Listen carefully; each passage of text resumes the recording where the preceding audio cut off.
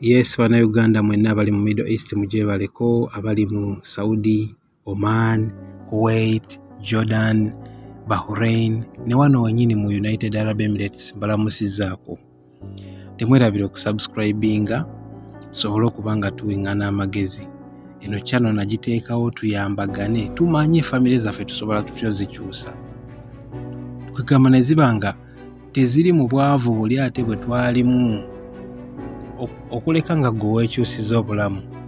Lowoozamu nga ne family ennyini nayo obulamu bwayo bukyuse kubanga kye kituleeta wano ku ddungu.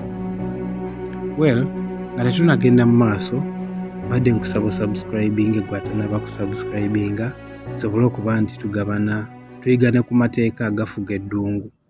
Tugakozeseza tutya okweyamba. Kwegamba emirimu ne gitutambulira bulungi. Bangi mutuka okuresigninga nga kampani ekubye ssente nenga gwe kennyini naye kennyini tomanyi bazibbye batya. Katugambe olina funa bukadde 2 kampani nebeera nga buli mwezi ekutolako obaddira mu 10 nenga gwe kennyini naye tomanyi kigenda kitya era lwaki bakitema. Abasinga tebatera kubuuza okukakkana nga omanyi kampani ebanga yakutemye eddira mu 10 buli mwezi nga tezijjira ku musaala gwo mu myaka 2 ebekufunyemu ssente meka. Ebekufunyemu ssente eziwera. So tulina okubanga kwegamba tuyiga amateeka then n'okubala ssente zaffe. Obala otya ssente zo n'omanya nti buli lunaku lwange lumu balubalamu ssente meka ku mulimu gwange. Leero ekindeese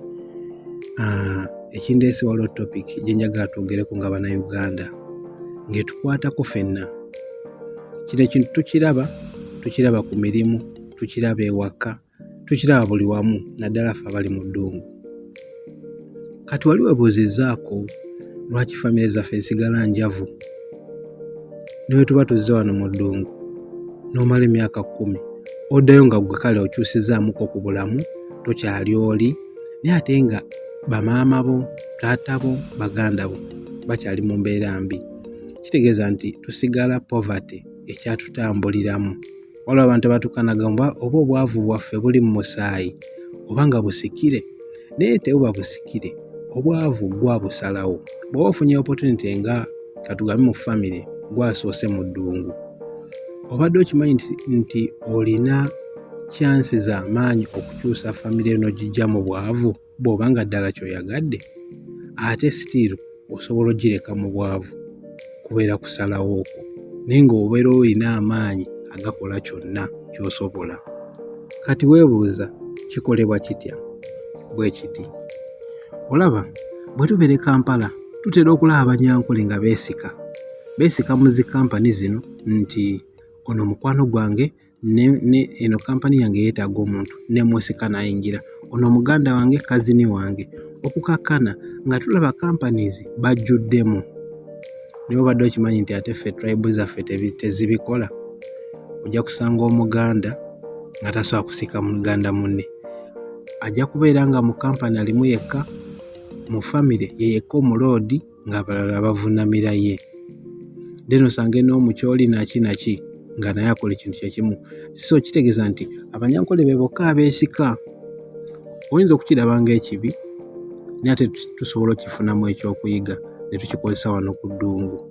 But this time round nga kiri ku national level, nga teweetaaga kusika tribe mate wo, teweetaaga kusika just muganda wo, wabula osika Munnayuganda munno.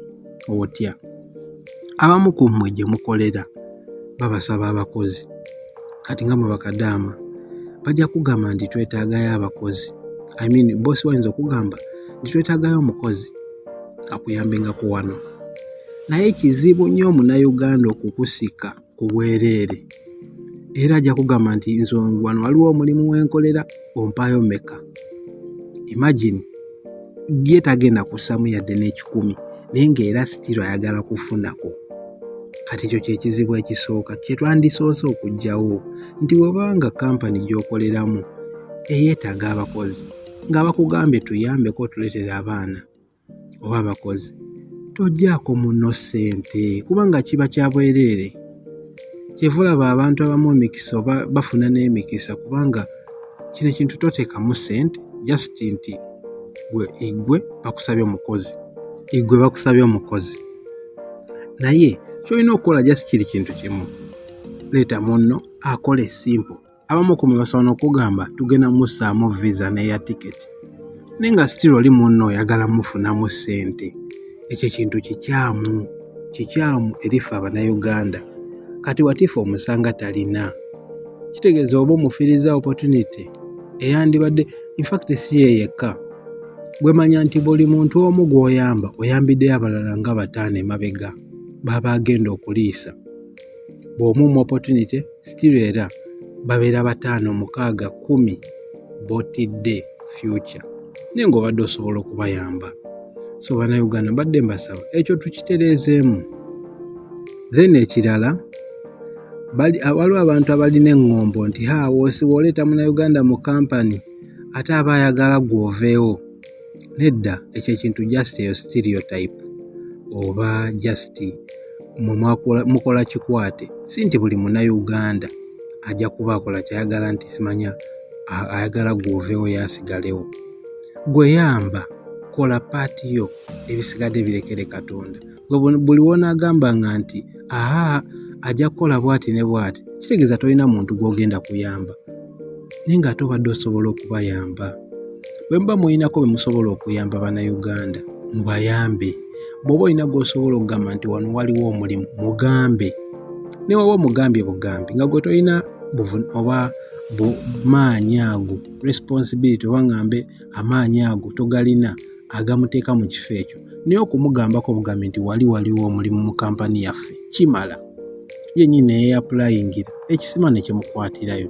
naye tukwataganire wamu tuyambagane twesikire wamu kati ng'ovudde ku ekyo waliwo ekyokusika abantu abali e Kampala nkiddamu tosika muntu lwa tribe tosika muntu lwa nti muganda wange sika omuntu ng'osise osobola okusika mukwano gwo nga tolinaamu yadde relationship naye okujjako kuba friends n'omusika gyakole woba omusise ne famire yo ogisise kale ate n'ekirala twewala ekyokuba nti tugaba bugabi ssente ekyo